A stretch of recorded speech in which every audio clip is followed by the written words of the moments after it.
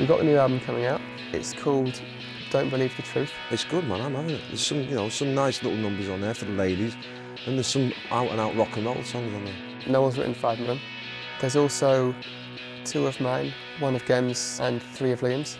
We've recorded it all over the place. We went to Cornwall for a while, came back here for a while, and then in the end settled on a studio in LA called Capitol.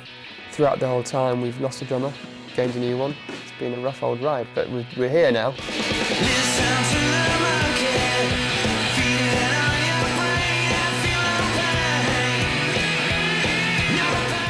I've been 3 other songwriters in the band who were on the same fucking wavelength as you. It's dead easy, because if you play something saying, I'm not sure about this, and 2 instantly go, that's the fucking bollocks, then you go, I knew it was.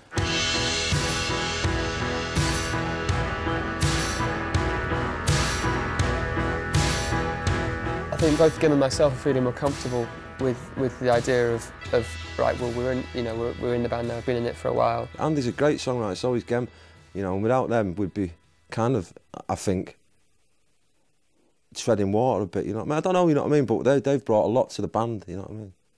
Musically and personally, they're top lads. We drink, talk, listen to music, record demos.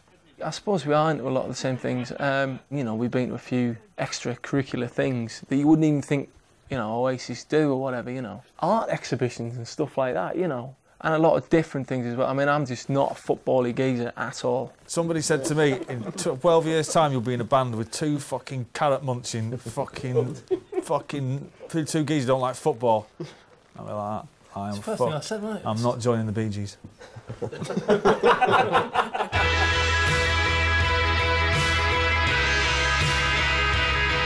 Gem is the right-hand man for Noel and Liam and for anyone else who needs him.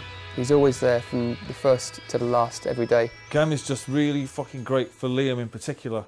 I have these ideas of these tunes, and I'll get the verses and stuff, and then I can I can fucking go, oh, it should go like that, blah, blah, blah, and then Gem will instantly pick the chords up, whereas Noel really he's not around for that. Gem gets it out of Liam. Whereas if I'm up here with Liam, I'd always be chipping in every 2 minutes. And if Liam's here with me, it just drives me fucking berserk. Couldn't write songs with Alan White, didn't write songs with Boner, didn't really write songs with Griggs. So then it was just Noel basically just coming up here doing his thing, and then he'd give us a call and we'd come up and then we'd sing the songs, and that's basically it. But now I can come up here with Gem, or I can come up here if Andy's in town. So we've got a little bit of it doesn't have to be just me and Noel.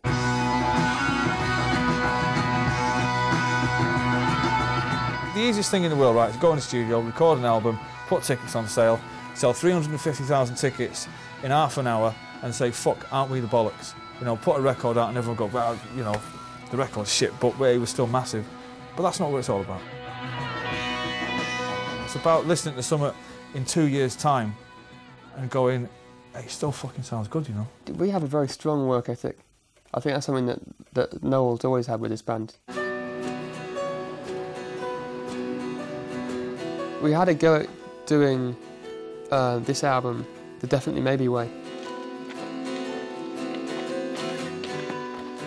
I remember first day walking to the studio in Cornwall, walking down this train track to the studio, and he goes, oh, I'm really up for this.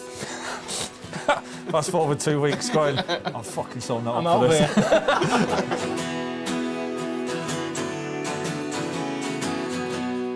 We tried doing it all, and we did a lot of live takes together, but I think, you know, times had changed and the sound wasn't happening, and there were a lot of reasons why that didn't work.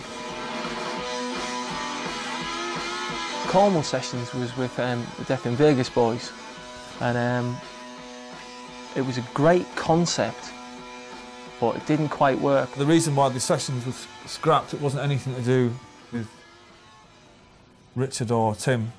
It's just, looking back on it, we weren't really ready.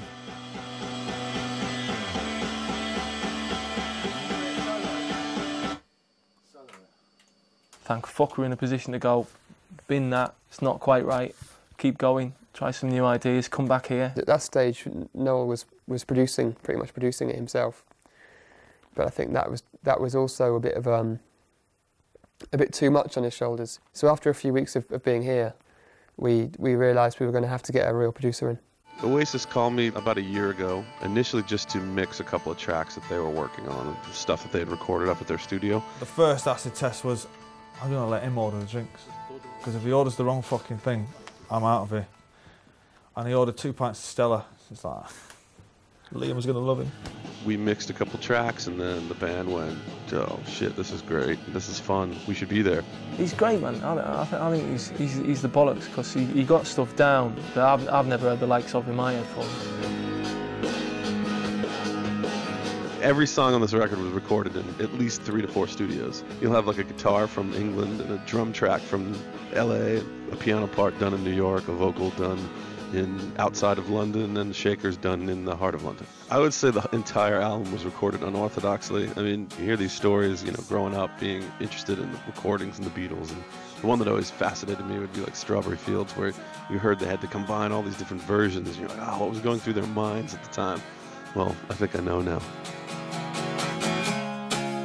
It's fucking having that, isn't it? The Americans are great at recording records, better than the English, without a doubt. We all walked in the studio and was like, fucking, this is it, man, you know.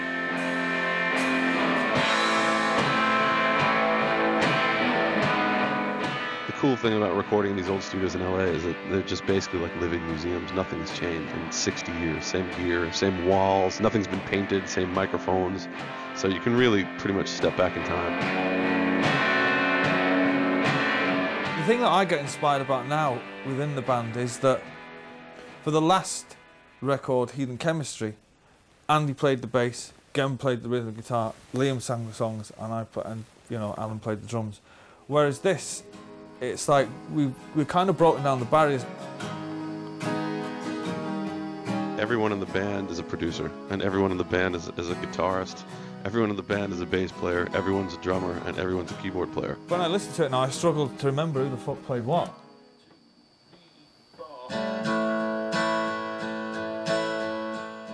I'm glad to be through with it. He's still fiddling with it. I could still probably squeeze another 6 months out of it. Absolutely.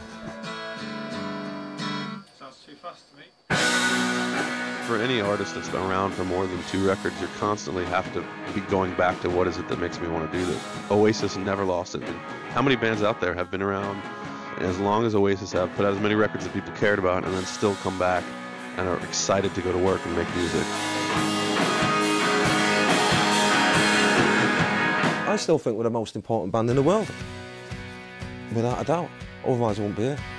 Calling all the stars to fall and catch the silver sunlight in your hands. Well, Lyla was almost forgotten about, actually.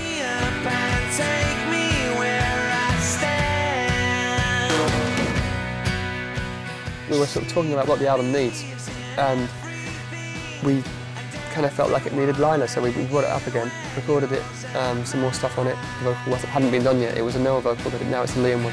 I waited for 1,000 years for you to come and blow me out my mind. Every tune that Noah gives you is a revelation. You know, you'll get another part of the puzzle of, you know, where it's all going in his head, because he won't tell you. You sort of got to work it out.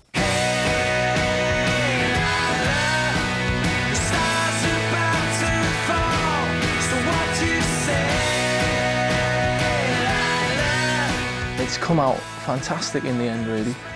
Right up on the rails, and it's the bollocks.